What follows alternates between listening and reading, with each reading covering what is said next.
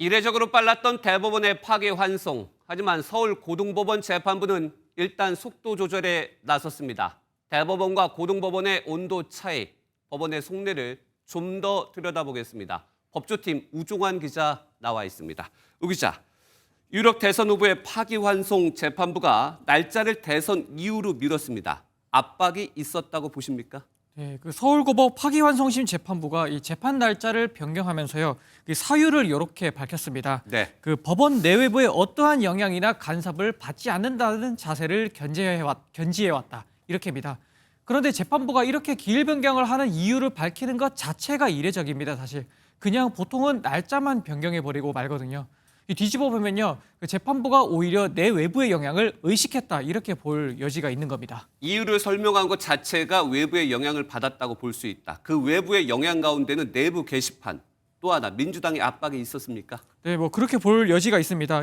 먼저 법원 온라인 게시판에 올라온 이 노행남 부산지법 동부지원 부장판사 글을 한번 보면요, 대법원은 일사불란하게 특정인의 항소심을 파기환송하고 또 항소심은 급히 기일을 지정했다. 정말 제대로 된 재판의 모습이냐 이렇게 비판을 하고 있습니다. 네. 또 동시에 오늘 아침부터 더불어민주당은 서울고법 앞에서 의원들이 릴레이 규탄 기자회견을 시작했습니다.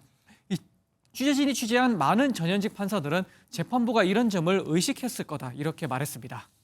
그렇다면은 이게 핵심 이유라고 볼 수는 없을 것 같은데 또 다른 이유가 있습니까? 네, 그렇습니다. 사실 이번 파기환송심 재판부는 처음에는 대법원처럼 재판을 빨리할 의지를 분명히 보였었습니다. 네. 이 대법원 선고 바로 다음 날 배당을 받자마자 속전속결로 재판 날짜를 정했고요. 또 이재명 더불어민주당 대선 후보가 소환장을 우편으로 안 받을 가능성을 대비해서 일찌감치 법원 집행관이 직접 가는 방식을 보내려고 했었습니다. 네. 그렇게까지 해놓고도 오늘 갑자기 재판 날짜를 미룬 건 마치 민주당 압박에 굴복한 것처럼 모양새가 너무 안 좋다.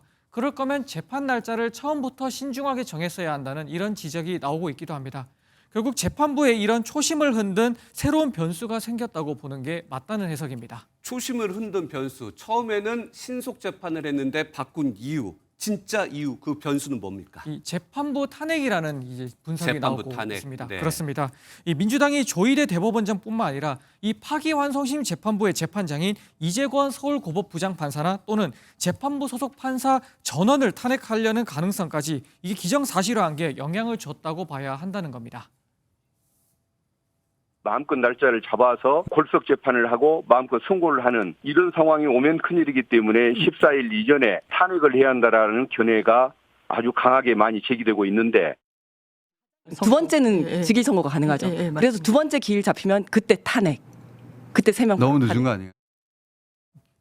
만약 오는 15일로 재판을 진행했을 경우에 이 후보가 불출석하면요, 이 공직선거법 재판은 두 번째 재판부터 이 후보 없이 진행한 뒤에 선고를 할 수 있는데 이를 차단하려고 탄핵 카드를 꺼낸 겁니다. 이 한 부장판사는 MBN 취재 결과 15일의 재판을 만약에 강행했다가 재판부가 탄핵돼 버리면 공정성 시비만 남게 되고 어차피 대선 전 선고는 불가능하게 된다는 이런 점을 재판부가 고민한 것 같다고 말했습니다. 네. 그런데 날짜를 그냥 미룬 게 아니라 다음 날짜까지 정했습니다. 6월 18일, 대선 이후 15일 뒤. 그렇다면 이날 날짜로 확실히 재판이 이루어지는 겁니까? 앞선 리포트에서 여러 가지 해석이 있었습니다만 일단 이 후보가 당선되면 재판을 못하게 될 거라는 게 많은 현직 판사들의 예. 전망을 내놓고 있습니다. 이번에 다음 재판 날짜를 못 박은 거는 단지 아직 당선 여부가 안 정해졌기 때문일 뿐이라는 겁니다. 만약 이 후보가 당선되면 6월 18일로 적힌 재판 예정일이 이 재판 실무 용어인 추정, 즉 추후 지정한다, 날짜 미정으로 바뀌어서 재판이 중지될 가능성이 크다는 게 이 복수의 현직 판사들 설명입니다. 다시 한번 좀 정리를 해볼게요. 현직 판사들의 설명이기 때문에. 그러면 이재명 후보가 대통령이 되면 6월 18일로 기일이 잡혔지만 할 가능성은 높지 않다. 맞습니까? 네, 맞습니다. 네, 그럼 다음 질문도 한번 이어가 보도록 하겠습니다. 그럼 이번 파기환송심 재판뿐만 아니라 이 후보 재판이 많이 있습니다. 그 외에는 어떻게 되는 겁니까? 원칙적으로 재판을 진행할지 결정권을 가진 것은 각 개별 재판부입니다. 다만 이번 공직선거법 파기환송심 재판부가 이 재판을 중지하는 선례가 생긴다면 네. 다른 재판부도 이를 따르지 않겠냐 이런 전망이 나오고 있습니다. 단적인 예로요, 오늘 공직선거법 파기환송심 재판이 6월 18일로 밀린 뒤에 몇 시간 지나지 않아서 이 후보의 대장동 등 혐의의 1심 재판부도 오는 13일과 27일로 예정됐었던 재판 날짜를 대선 뒤인 다음 달 24일로 미뤘습니다. 이 재판도 마찬가지로 이 후보가 당선되면 중지될 가능성이 크다는 전망이 나오고 있고요. 또 위증교사 2심과 대북송금 1심, 법카 유용 1심 등 다른 재판도 같은 상황이 되지 않겠냐 이런 전망이 나오고 있습니다. 다른 재판들도 중지될 가능성이 있다. 여기까지 듣겠습니다. 우종환 기자였습니다.